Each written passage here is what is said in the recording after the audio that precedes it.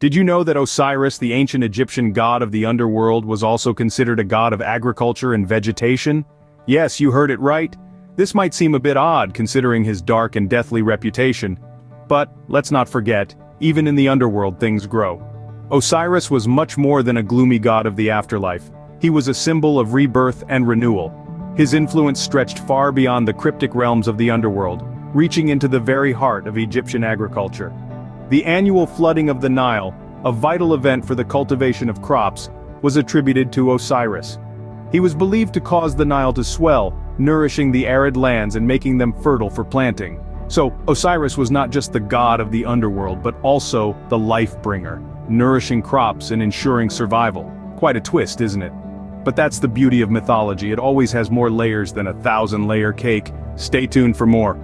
But before we begin, if you like this kind of content, please like the video, comment below, and subscribe to my channel. Now let's dive in. Now you might have heard some intriguing tales about Osiris, but how many of those are actually true?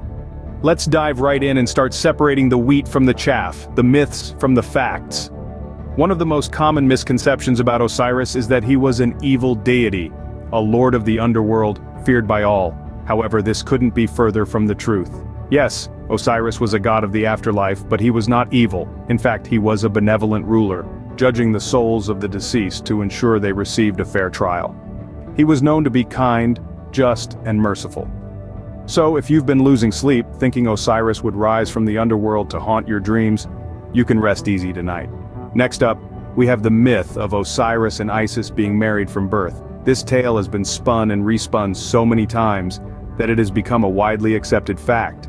However, it's important to note that this concept was a later addition to the mythology. The original texts don't mention a predestined marital bond between them. In fact, their love story is quite the opposite. They fell in love as adults and chose to marry each other. It wasn't a case of divine matchmaking, but rather a testament to the power of love and choice.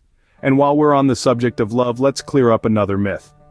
The story goes that Osiris was a jealous god, always wary of Isis's admirers. But the truth is, Osiris was not the jealous type. He trusted Isis implicitly and was more concerned with maintaining balance and harmony in the afterlife than with petty jealousies.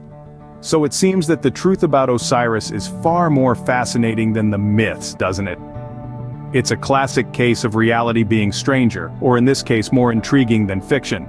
But that's the beauty of mythology, isn't it? It keeps us guessing, questioning, and most importantly, learning. So let's keep digging, keep questioning, and keep uncovering the truth, one myth at a time.